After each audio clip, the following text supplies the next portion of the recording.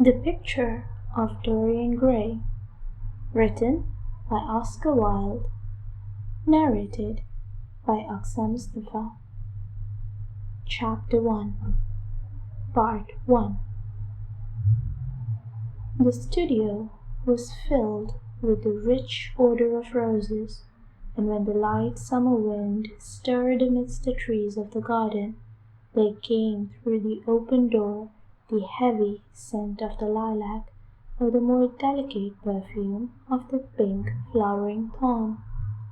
From the corner of the divan of Persian saddlebags on which he was lying, smoking, as was his custom, innumerable cigarettes, Lord Henry Wotton could just catch the gleam of the honey-sweet and honey-coloured blossoms of laburnum, whose tremulous branches seemed hardly able to bear the burden of a beauty so flame-like as theirs, and now and then the fantastic shadows of birds in flight flitted across the long tussar silk curtains that were stretched in front of the huge window, producing a kind of momentary Japanese effect, and making him think of those pallid, jade-faced painters of Tokyo who, through the medium of an art that is necessarily immobile, seek to convey the sense of swiftness and motion.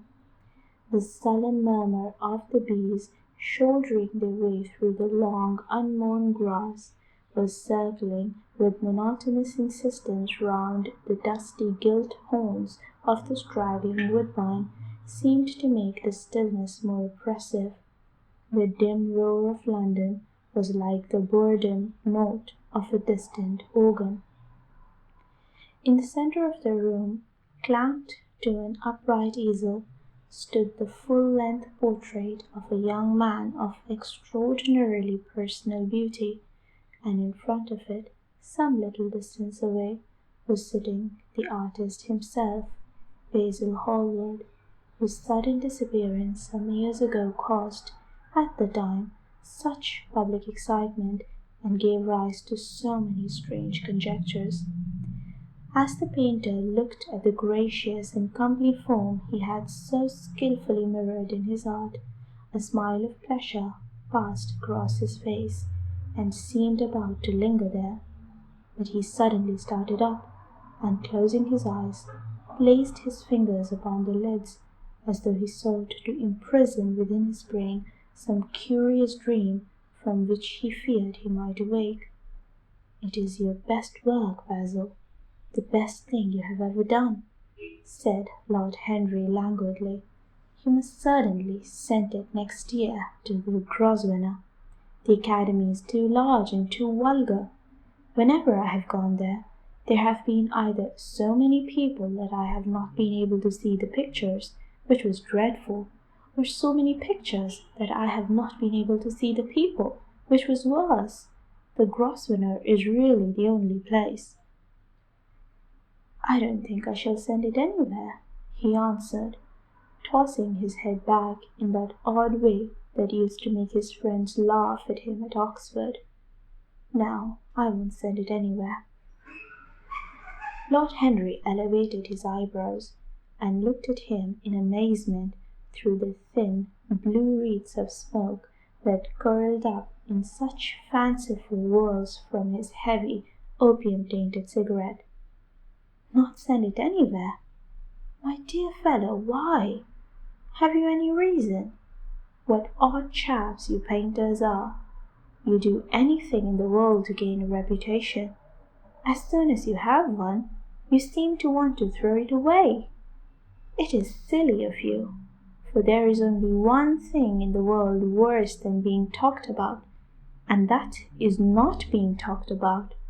A portrait like this would set you far above all the young men in England and make the old men quite jealous, if old men are ever capable of any emotion." "I know you will laugh at me," he replied, "but I really can't exhibit it. I have put too much of myself into it." Lord Henry stretched himself out on the divan and laughed. "Yes, I knew you would. but it is quite true all the same. Too much of yourself in it. Upon my word, Basil, I didn't know you were so vain, and I really can't see any resemblance between you, with your rugged, strong face and your coal black hair, and this young Adonis, who looks as if he was made out of ivory and rose leaves.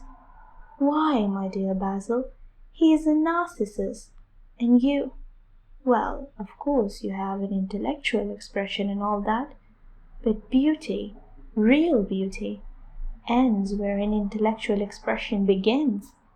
Intellect is in itself a mode of exaggeration and destroys the harmony of any face.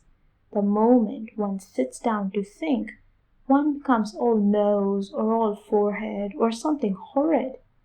Look at the successful men in any of the learned professions. How perfectly hideous they are! Except, of course, in the church. But then in the church they don't think. A bishop keeps on saying at the age of 80 what he was told to say when he was a boy of 18, and as a natural consequence, he always looks absolutely delightful. Your mysterious young friend, whose name you have never told me, but whose picture really fascinates me, never thinks. I feel quite sure of that. He is some brainless, beautiful creature who should be always here in winter when we have no flowers to look at, and always here in summer when we want something to chill our intelligence. Don't flatter yourself, Basil.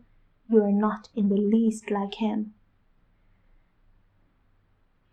You don't understand me, Harry, answered the artist. Of course I am not like him. I know that perfectly well. Indeed, I should be sorry to look like him. You shrug your shoulders? I am telling you the truth. There is a fatality about all physical and intellectual distinction, the sort of fatality that seems to dog through history the faltering steps of kings. It is better not to be different from one's fellows.